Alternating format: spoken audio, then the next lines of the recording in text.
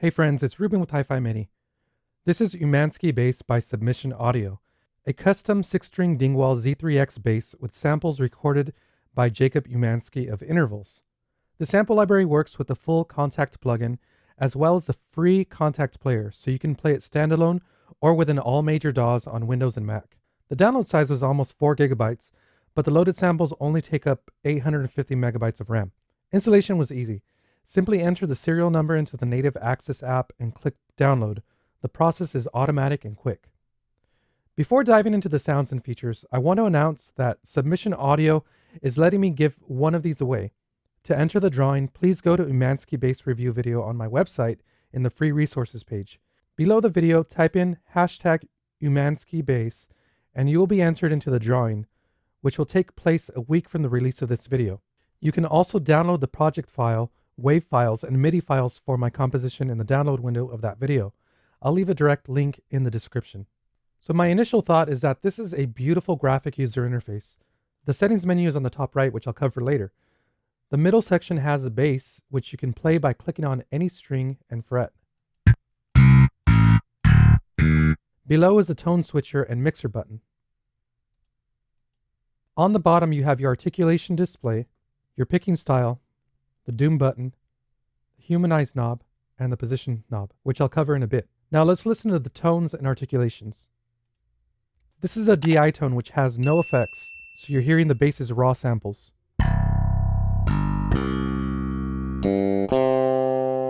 The instrument's range goes from C0 to C5, which is represented by the blue keys in the keyboard window.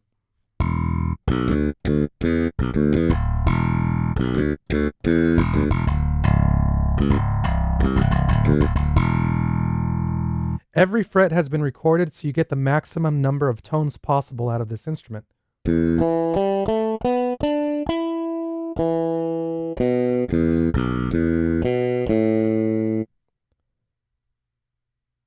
And each note has been sampled 16 times, giving you many versions of the same note to avoid the machine gun effect when repeating notes.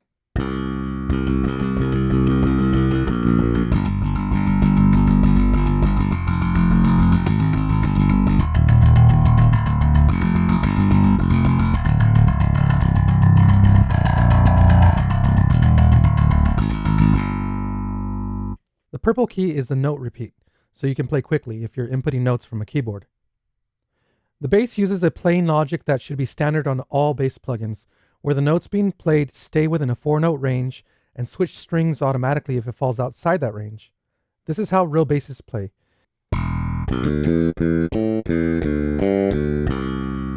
However, if you want to pick a specific note that is outside the virtual hand's range, for example, if you want to play notes on a specific string, you can easily do this by using the 4-string key switch represented by the red keys ranging from D8 through G8. These are non-latched, meaning they will have to be triggered for every note you want played on that string, or they will have to be drawn in for the duration you wish your notes to play on that string. So here's an example.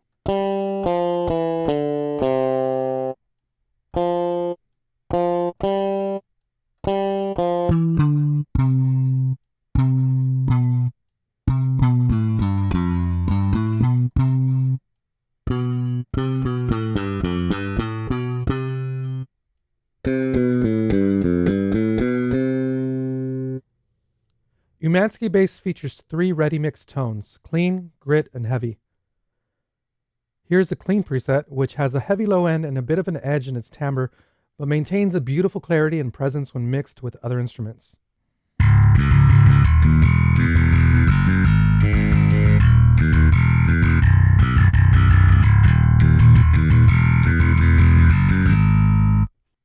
The grit preset, which is a matched tone from the album Circadian, adds some drive and girth and has a slightly darker tone.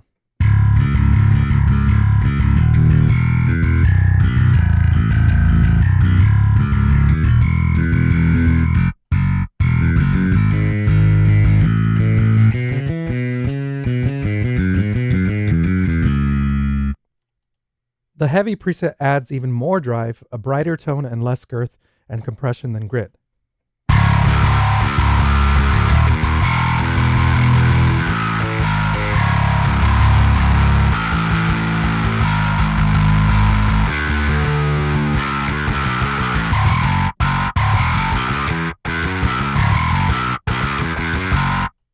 You can also customize the effects on your bass by clicking on the mixer menu.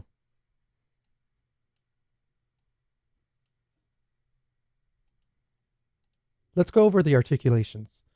You can see the list of articulations by clicking on the settings menu on the top right corner or by hovering over the red keys in the keyboard window. By default, these keys range from C-2 to E-1.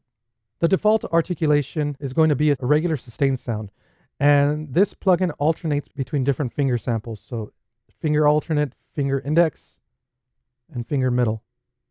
So let's hear those. You're not going to hear much of a difference between those.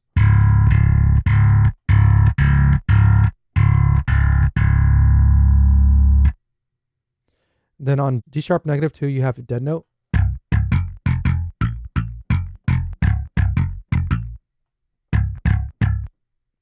Then slap.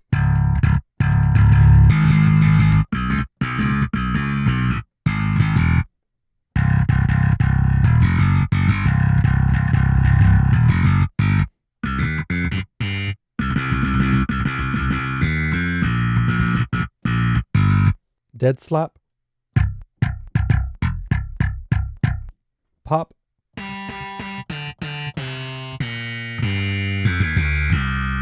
Dead pop. Harmonic. It's beautiful. Hammer on pull off.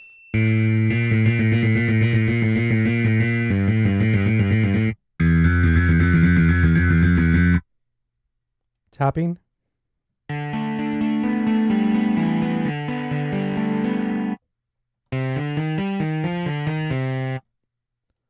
And then you have your slide trigger, which has to be triggered after the first note.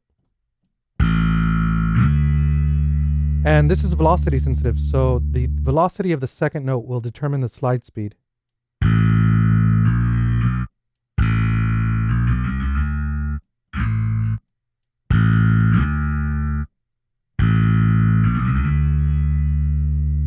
Then you have your dead double thumb, your thump,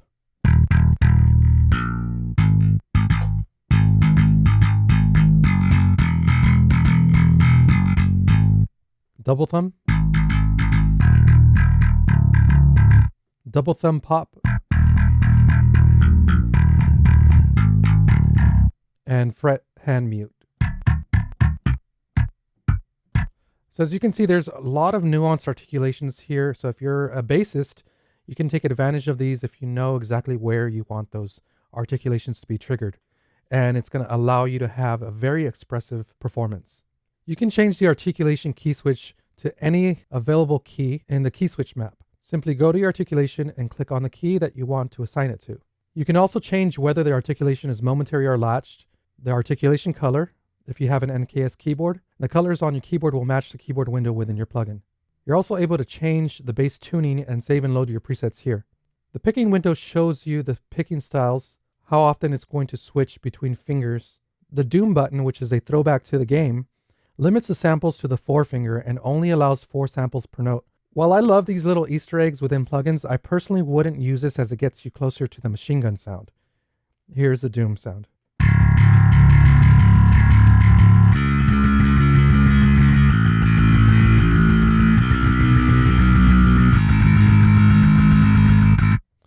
When you turn it off, you're going to get more expression.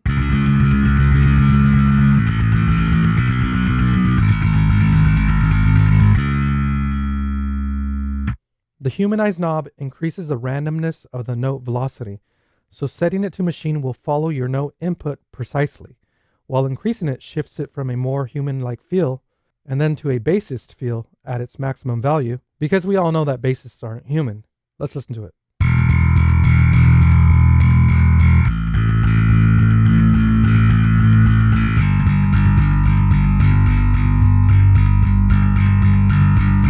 So I can hear some of those notes are a little softer than others.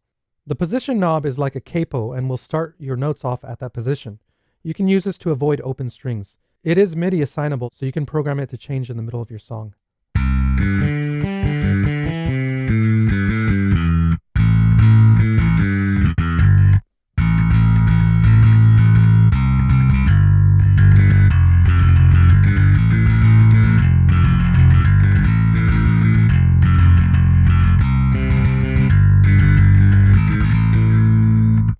Lastly, this bass comes with several snapshots, which are additional presets that take advantage of the many tones this instrument is capable of. You can even save your own.